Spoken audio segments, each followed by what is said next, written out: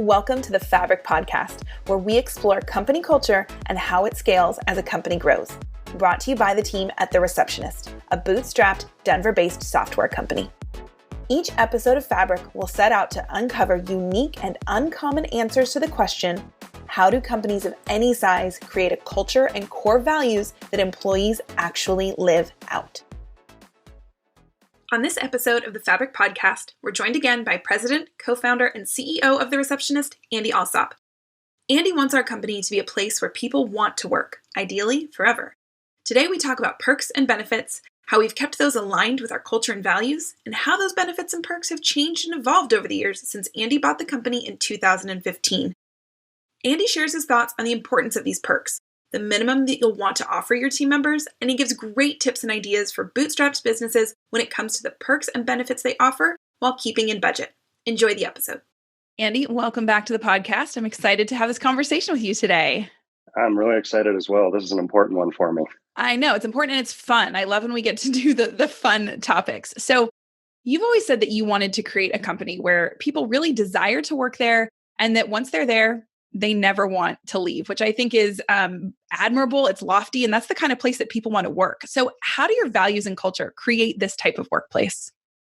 Well, I think, we've talked a lot about the core values that we operate under in past episodes. I actually, and I've stated this before, I'm kind of a convert to core values and really understanding what those are. Previously in my entrepreneurial pursuits, I always thought that core values were a bunch of fluff and that they really didn't have a lot of importance and it was just about how the company was run. But after we went through the traction process and the entrepreneurial operating system, Gino Wickman, one of the most important and the first step in that whole traction process is to determine what are your core values. And so as we started to put those into place, it became clear the importance of them, because what it means is that you are stating to the world, whether it's your customers, advisors, investors, which we only have a couple of, and employees, what is really important to you. And by putting those out, that gives the candidate the opportunity to say, am I aligned with this company? And what it has done for us is been able to allow us to really put out those values.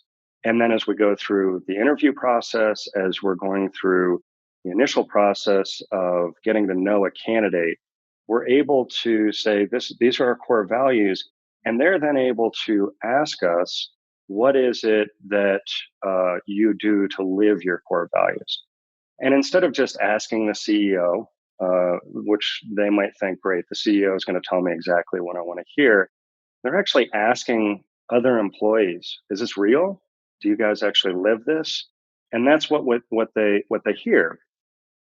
They hear it from the employees that, yes, we actually do live our core values. So I think it's been a critical juncture in when we adopted that, which was at the very beginning of 2018. We adopted these core values.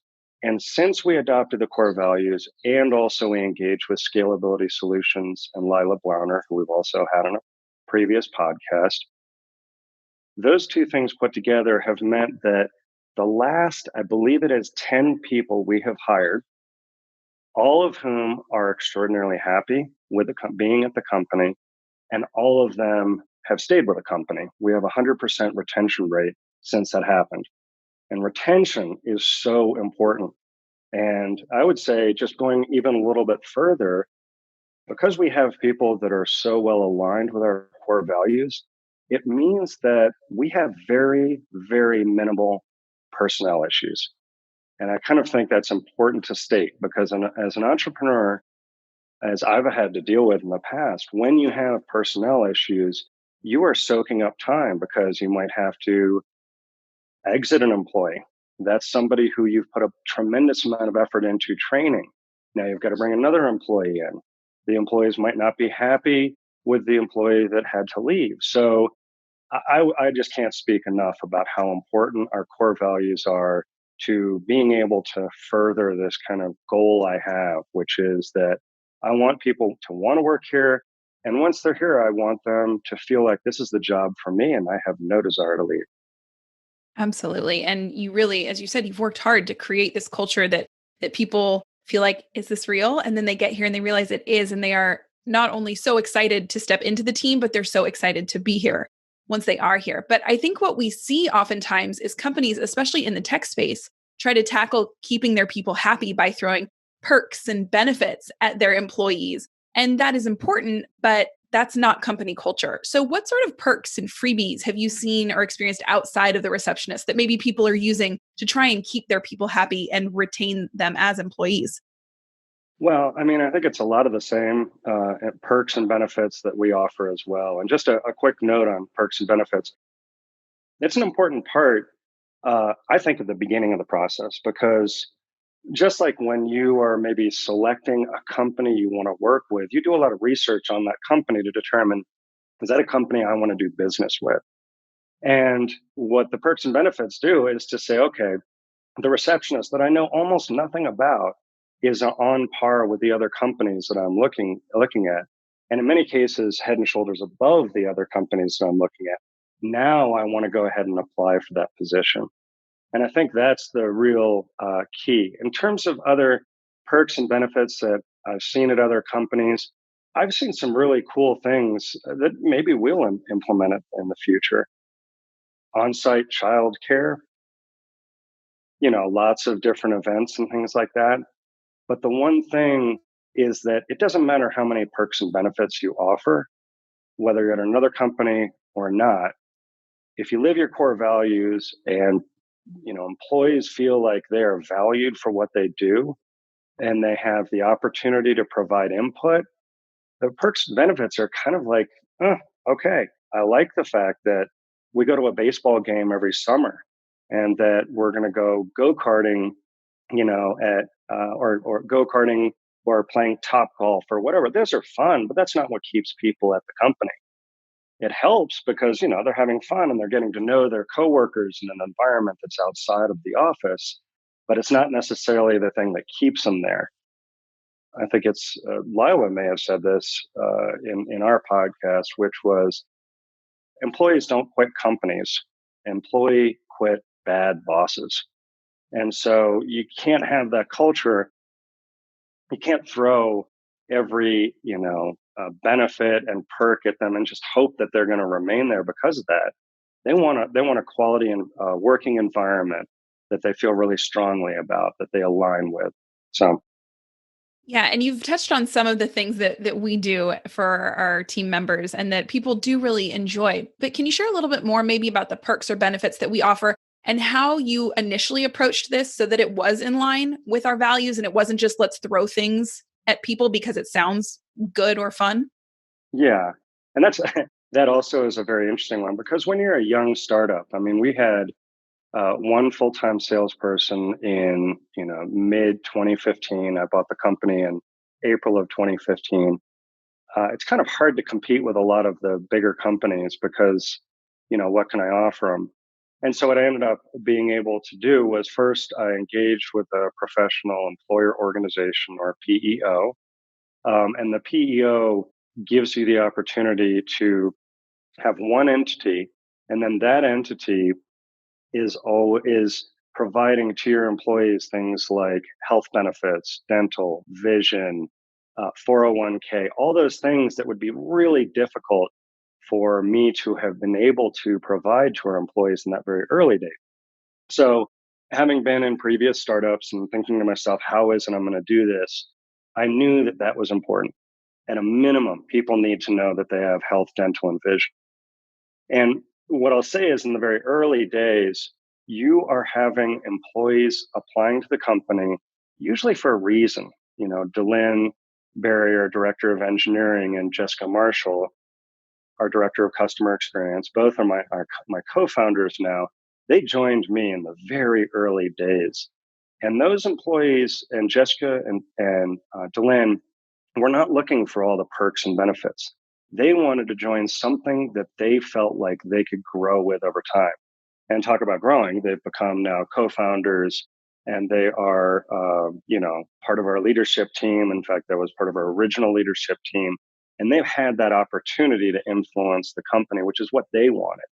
But as you get further down the road and you get bigger, you don't really have to worry as much. Well, I won't say worry as much. You don't have to, you have a different motivation for employees coming to you.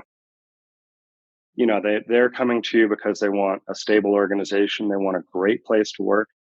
In almost all the cases, they've had an experience in the past that has not been satisfying. And so they have said they're looking for a place that they feel like they can believe in. And when they find that, they feel like this is wonderful. Oh, by the way, we also have all the perks and benefits that pretty much everybody else has. Got it. And so we know that the company is growing. You just mentioned that. So have the benefits or the perks and what you offer people, has that changed since the beginning? Are you able to offer more? And how might it change and evolve as the company does continue to grow? Things like Yes, time it's off, mhm. vacations, because I know at one point there was no real formal policy on that. It was just take what you need and you're going to get your work done. So how have those benefits maybe changed or evolved? We still have the unlimited PTO. Again, if you hire people who are aligned with the values of the company and they feel as though this is the place that I respect, I am respected, you can have a PTO policy, an unlimited PTO policy, and nobody is going to abuse it. You also find that you don't have to do all sorts of, we really need to clamp down on how much employees are spending. It's kind of the Netflix model. Netflix has always had unlimited PTO. They don't force their employees to file expense reports. And they do that on purpose because they hire the people who are aligned with the company. And when you hire people who are aligned with the company and they respect the company, it's actually sometimes where I have to say, you know what, you need to be spending more. They're protecting the company so much, like it's something that they own as well, which is really important. And so as a result of that, you don't really have to enforce a whole bunch of things. Again, that gets back to the personnel issues. If you hire the right people and they're aligned with them. There's something also that I've done, and I've had a lot of people sort of look down on this, saying, I don't know why you do that. I give options to every single employee in the company, and there's a purpose behind that. The purpose is I want everybody to feel that sense of ownership. I want them to be standing beside me saying, I own a little piece of this company and I am going to act like an owner. And you hire against your core values, you give them options, you give them good benefits, you make sure that they're not concerned about trying to make their rent at the end of the month. You make sure that they're in an environment where they feel respected and supported. And all of those things mean that the employee is aligned with what you're trying to do. And then you can focus on execution. You can focus on what strategy are we going to use? How are we going to all be, in the same boat, rowing in the same direction, to use somewhat of a tired analogy. Okay. Even the tired analogies still work. They're there for Okay, a good. reason. Good. So you touched on this a little bit of what you did in the beginning so that you could provide the necessary benefits to your early employees. But if a company is bootstrapped, how can they approach their benefits and their perks in a meaningful way that addresses the budget constraints that they're likely to have as they start on their journey and they want to remain bootstrapped? Yeah, it's an excellent question because you run up against this all the time. I think you have to determine what sort of cash you're going to need to be able to get the company going. And that budgeting process has to include at least a minimum of benefits. If you're going to get somebody, let's say, for instance, even Delin came on in September of 2015, and then February of 2016, his oldest son was born. He needed to know he had an insurance plan there. He was willing to make other sacrifices to be able to be a part of the company, but at a minimum, he needs to know that he can take care of his family. So you have to budget for that. And again, kind of going back to that earlier point, early employees are not looking for enormous amounts of stability. They're looking for a place where they can contribute. In both Delynn and Jessica's cases, they had been at companies that they really valued in the early days and the early kind of startup phase, and they saw some great success from that. And they wanted to repeat that again. They wanted to be part of something like that. So that's what was motivating them. But at the same time, they need to know they can, take their kid to the dentist, or that their, wife or husband can go to the dentist or get glasses, or, if something awful happens, they have the health benefits there. So in the beginning, I really offered health, vision and dental were the three main things that we offered, in addition to the unlimited vacation policy. And I think that was really good to attract people. We now on our website actually have a PDF download that gives an overview of all of the different perks that we have. And in terms of changing and where we think it's going to go, we know we're going to be adding a health and wellness benefit. And there are probably 3 or 4 other things that we want to offer as we continue to grow and as the budget allows. We do budgeting at the beginning of every year, and we make sure to budget those things that are necessary for us to be able to increase our benefits over time. So going back to kind of that minimum threshold, it's like you said, families need to know that they can take care of themselves and their family members. When a company grows and they're adding more employees, they're getting a little more stable. Do you think there's sort of a next level of benefits or things that people might want to consider then offering beyond that minimum that you mentioned? I think so. You have to kind of stay on par. One of the things that is really important is that, again, if you're an employee, you're saying to yourself, well, this receptionist thing looks pretty good, but what else do the other companies have? And so if you're competing for those employees at that early stage, it's very hard to communicate, hey, we've got the best culture in the world and you should come work for us, even though we may not have the best benefits. So you really do have to stay on par. So as you grow, you're continuing to budget for the benefits that you're going to be adding onto your kind of benefits package. For instance, we ended up adding, I can't remember when it was probably 2 years in, we added a 401k program. And then we did a 4% matching. So if you put anything up to 4% into your 401k, the company will match it. So it's basically free cash that goes into your retirement account. That was one that took a little budgeting. We needed to make sure that we had the resources necessary to be able to support that. But again, it's one more thing that you can offer to your employees that obviously encourages them to stay with you because it's a good benefit. But it also means that you're investing in your employees' retirement. And that also is another thing that employees are concerned about. What happens when I get to retirement? Will I have what I need? So it's those types of things that are really important to think through and make sure that you're, offering to your employees. Absolutely. And along the way, have you found any low cost perks or benefits that you've been able to offer to our team that you feel like, this really was in line with our values, goes a long way? Something simple like available snacks in the office. Obviously, there's a cost to that, but anything, again, for our bootstrapped listeners who are wondering, okay, I want to do a little bit more. I don't have a lot of funds. Anything small, budget wise, that you feel like went a long way, or something you tried and you thought, well, this didn't cost much, but it was terrible. Anything you can offer? Well, I think one of the things we do offer snacks, and actually we offered them in the very beginning. I figured, we can order from Amazon and just get pretzels and, everything Yeah. that people needed. And we kept it stocked. And as we brought on, somebody who could handle the administrative side, they were stocking everything. And it's kind of a funny one because we got to a point where we were saying, okay, you just tell us what kind of snacks you want. And it turned out to be extremely complicated to try to stock all those snacks because we had, this matrix of all the different things we were keeping and some wasn't going and everything. So we ended up having to kind of pare it down a little bit and say, okay, let's find out what our most popular snacks are. The other thing that we did, I had some trepidation about in the beginning, and that's something called check-in days, which are something that I think are somewhat unique to what we do. When you get to the period of time between Christmas and New Year's, business just slows to a crawl. And so it doesn't make sense to have everybody just kind of sitting around twiddling their thumbs. So it was Delenn and Jessica who suggested, why don't we do something around that?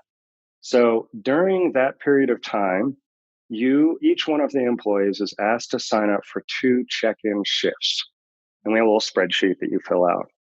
And then when you do a check-in, all you're doing is jumping online, and we communicate all this to our customers in advance so they know what to expect. And so far, having done it for, I think, 3 or 4 years, we've had no problems with this. Where essentially, if a customer comes in, they get a little message saying we're offline right now, but somebody is checking in at 10 a.m. Mountain Time and 2 p.m. Mountain Time. And that way your question gets answered. And during that period of time, people usually aren't in a really big rush to get an answer. And luckily, our software works flawlessly. So it's not really anything. It's usually like, oh, my printer stopped working or whatever else it is. So they get an answer. And it means that you really, during that span of time, only have to be available during those check-in days. Now, of course, Jessica and Delenn for customer experience and for engineering, if something goes wrong, they're always on call just to be sure. But luckily, we haven't had to bring them out of on call or out of whatever they're doing.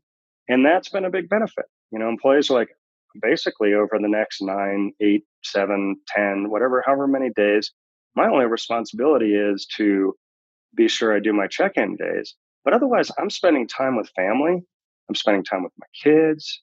I'm spending time visiting, my relatives, whatever else it is. And it gives them that opportunity to kind of unplug in addition to the paid holidays we already have and the unlimited PTO. So it's actually worked out really well. And it's kind of those types of things that an employee feels as though this company really respects who I am and they respect the time that I can have with family. And then when I come back on January 1st or January 2nd or 3rd, whatever the first day is, everybody's energized to get right back in there again. Sometimes they even say, wow, I've had a lot of, time off during the holidays. I can't wait to get back in again. And some people will use that time to catch up on stuff, but it's really all up to them. So it turned out it didn't really cost us anything because, our customers are still getting supported. We're still making sales. The salespeople just check in a couple times a day and just see how things are going and if that deal closed or whatever. But not much is happening during that time. Yeah, I love that. I think that's a perfect example to end with our listeners that, you can think outside of the box and provide something that there is just, it feels so great to be able to kind of unplug and turn off for a little bit and know that your company appreciates you, respects you, and just wants you to enjoy your time, but your customers are still taken care of. So I love that final example of it doesn't always take a lot of money to give a really meaningful perk or benefit to your employees. So thank you so much, Andy. This was fantastic and hopefully lots of good ideas for our listeners. Definitely. Thank you, Sarah. That was so much great information from Andy about how we approach our benefits and the importance of aligning those benefits and perks with our values. If you want to learn more about working here, you can visit our careers page. And if you'd like to learn more about our visitor management system, check us out for 2 weeks free, no credit card required, at thereceptionist.com.